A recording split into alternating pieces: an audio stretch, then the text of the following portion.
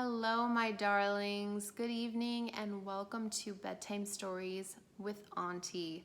We are currently reading The Complete Tales of Winnie the Pooh, and we are on Chapter 3, in which Pooh and Piglet go hunting and nearly catch a woozle. The piglet lived in a very grand house in the middle of a beech tree, and the beech tree was in the middle of the forest, and the piglet lived in the middle of the house.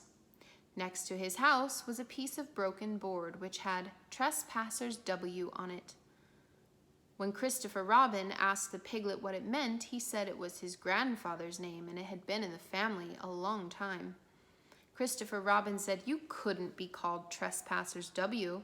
And Piglet said, "Yes, you could, because his grandfather was. It was short for Trespassers Will, which was short for Trespassers William. And his grandfather had two names in case he lost one. Trespassers after an uncle, and William after Trespassers." "I've got two names," said Christopher Robin carelessly.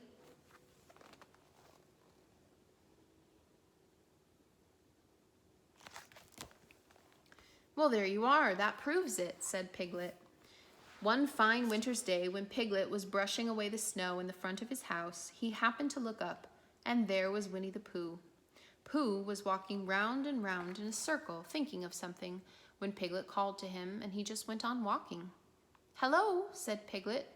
"What are you doing?" "Hunting," said Pooh. "Hunting what?" "Tracking something," said Winnie the Pooh very mysteriously. "Tracking what?" said Piglet, coming closer. "That's just what I ask myself. What? What do you think you'll answer?" "I shall have to wait until I catch up with it," said Winnie the Pooh. "Now look here." He pointed to the ground in front of him. "What do you see there?" "Tracks," said Piglet. "Paw marks."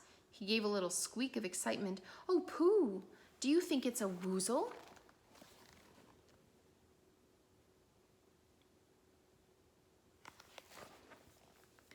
"It may be," said Pooh. "Sometimes it is, and sometimes it isn't. You never can tell with paw marks." With these few words, he went on tracking, and Piglet, after watching him for a minute or two, ran after him. Winnie the Pooh had come to a sudden stop and was bending over the tracks in a puzzled sort of way. "What's the matter?" asked Piglet.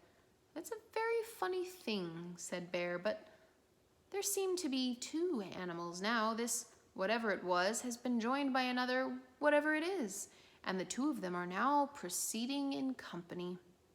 Would you mind coming with me, Piglet, in case they turn out to be hostile animals?" Piglet scratched his ear in a nice sort of way and said that he had nothing to do until Friday and would be delighted to come in case it really was a woozle. "You mean in case it really is two woozles," said Winnie the Pooh, and Piglet said that anyhow he had nothing to do until Friday, so off they went together. There was a small spinney of larch trees just here, and it seemed as if the two woozles, if that's what they were, had been going round this spinney. So round this spinney went Pooh and Piglet after them, Piglet passing the time by telling Pooh what his grandfather Trespassers W had done to remove stiffness after tracking, and how his grandfather Trespassers W had suffered in his later years from shortness of breath and other matters of interest, and Pooh wondering what a grandfather was like, and if perhaps this was two grandfathers they were after now, and if so, whether he would be allowed to take one home and keep it, and what Christopher Robin would say, and still the tracks went on in front of them. Suddenly Winnie the Pooh stopped and pointed excitedly in front of him. "Look!"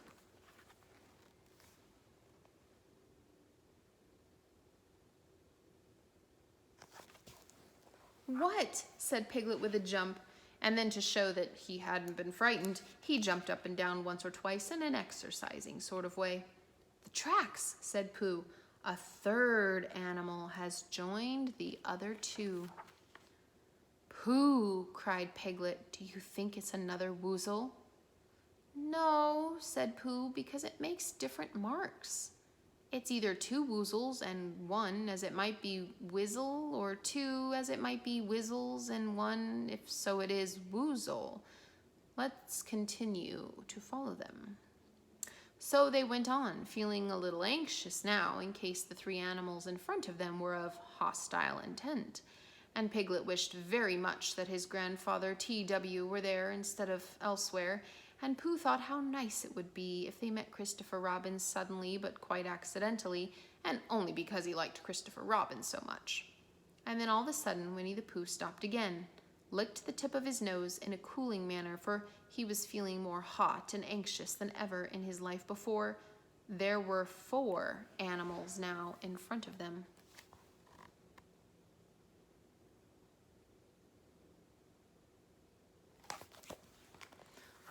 Do you see, Piglet? Look at their tracks. 3, as it were, woozles, and 1, as it was, Whizzle. Another woozle has joined them. And so it seemed to be. There were the tracks crossing over each other here, getting muddled up with each other there, but quite plainly every now and then the tracks of 4 sets of paws. I think, said Piglet when he had licked the tip of his nose too and found that it brought very little comfort, I think I have just remembered something. I have just remembered something that I forgot to do yesterday and shan't be able to do tomorrow, so I suppose I really ought to go back and do it now. We'll do it this afternoon, and I'll come with you, said Pooh. It isn't the sort of thing you can do in the afternoon, said Piglet quickly. It's a very particular morning thing that has to be done in the morning, and if possible, between the hours of... What would you say the time was? About 12, said Winnie the Pooh, looking at the sun.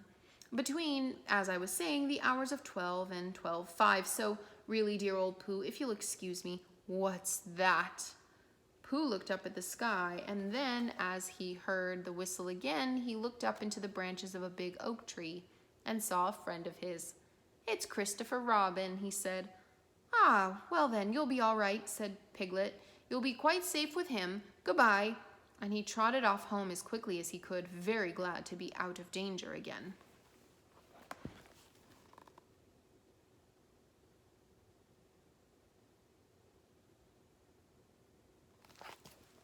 Christopher Robin came slowly down his tree.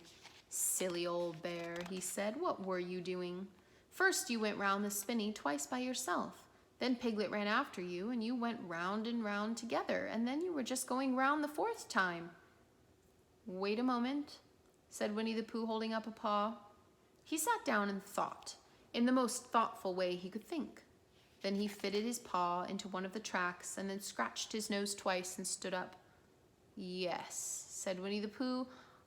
I see now, said Winnie the Pooh. I've been foolish and deluded, and I am a bear of no brain at all. You're the best bear in all the world, said Christopher Robin soothingly. Am I? Said Pooh hopefully, and then he brightened up suddenly. Anyhow, he said, it's nearly lunchtime. So he went home for it. And that's the end of chapter 3 of The Complete Adventures of Winnie the Pooh. Pleasant dreams.